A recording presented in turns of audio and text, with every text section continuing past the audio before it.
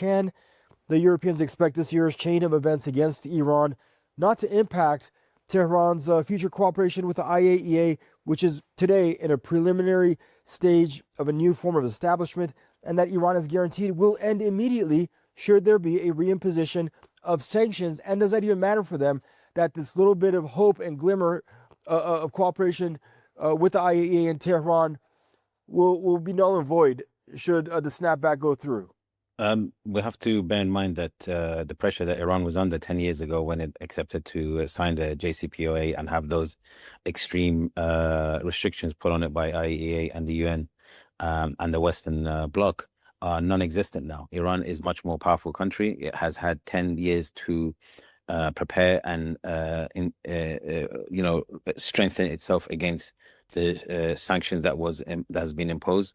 Because don't forget, once the United States left, it imposed its unilateral sanctions and forced other countries, other than the countries like China and Russia and other countries that deal with Iran now, to maintain sanctions on Iran. So it was never like sanctions were completely removed after 2015. And we have to bear in mind that Russia and China are much more powerful countries economically and military and politically right now. And they are more at odds with the United States and the Western Bloc.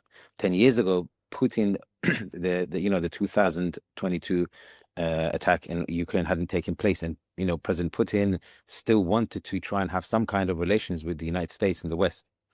He still wanted to join that kind of sphere of influence. And China's economy, even though it was strong, wasn't as strong as it is now.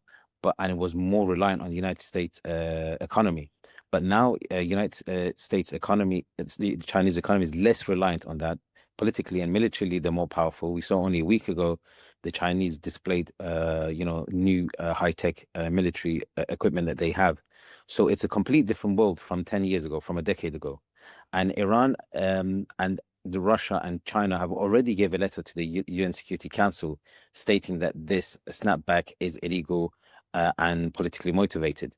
So I think Iran is much better positioned than it was 10 years ago to I don't want to say whether the sanctions, if they're imposed, but to manage and deal with the situation that arises in the next week, which we'll see how it will work out. And don't forget, next, I think Security Council presidency goes to Russia.